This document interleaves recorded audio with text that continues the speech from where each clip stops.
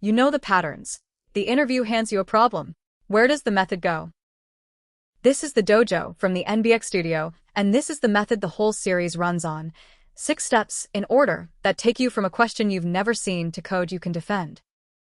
Here are all 6, and the order genuinely matters. Read and draw. Spot the signals. Match the pattern. Plan in plain English. Code it clean. Test and analyze.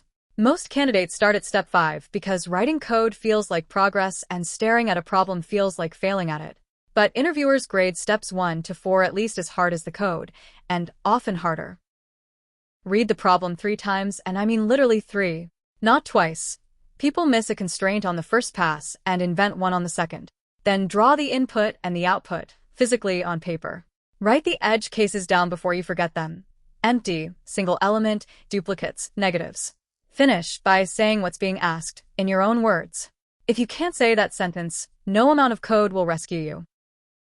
Step 2 is what this whole series is built around. Problems announce their own pattern, and the announcement is usually a single word. Sorted. Contiguous. All combinations. Shortest. Frequency. Nested. Read the question again with a pen and circle the nouns and adjectives that constrain the input because those words carry the pattern. Verbs tell you what to return. Constraints tell you how to get there. From the signals, name 1 or 2 candidate patterns. Not 10 and not none. Then ask honestly whether that pattern's core idea applies here. 2 pointers works only because sorted lets you eliminate a whole side. With nothing sorted, the reasoning collapses. Say your candidate out loud. This looks like a sliding window because the question says contiguous. Wrong out loud is recoverable and invites a hint. For silent minutes is not. Interviewers can't give you credit for thinking they never heard. This is the step candidates skip, and it's the one that changes the outcome. Explain the approach in plain English before writing anything. Then walk your own example through it by hand, out loud. You'll catch half your bugs here, for free, because tracing an idea is faster than debugging code. An interviewer who heard a clear plan forgives a syntax error. Quick 1. You've read the problem, the array is sorted, and it asks for a pair. What next? Start writing the 2-pointer code. Say the pattern out loud, and walk an example. Or check whether a hash map is faster. Have a think and pause if you'd like. Ready? Say it and walk an example because the plan is what's being graded, and it's cheap to change. Now you write it, and the goal is readable rather than clever. Use names a stranger could follow, left and right, not I and J, when left and right is what they actually mean. Start with the simple version that works.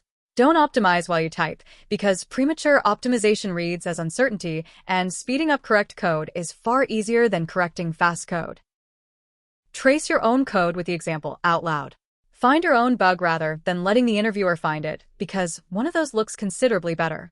Then run the edge cases from step 1. State your time and space complexity without being asked. 10 seconds, and the difference between finished and abandoned. Say the 2 values and stop, because nobody wants a lecture at the end of an interview. Here's the table this whole series builds, and it's worth writing out by hand once. Sorted plus a pair means 2 pointers. Contiguous or subarray means sliding window. Sorted plus find means binary search. Frequency, or have I seen this, means a hash map. Nested or brackets means a stack. Shortest or fewest steps means breadth first search. All combinations means backtracking. Number of ways or minimum cost is dynamic programming. Intervals or scheduling means sort, then greedy. And cycle, or the middle, means fast and slow pointers. 10 rows. Copy them onto 1 card and read the card before every practice session. 3 things to take with you. Read before you reach, because a pattern chosen from half a problem is a wrong pattern. The signals are in the question, and circling them is a real technique. And say the plan out loud because the plan is what's actually being graded.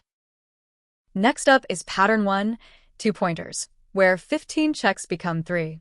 10 patterns, 1 chapter each, and then 5 real problems solved with nothing but this method.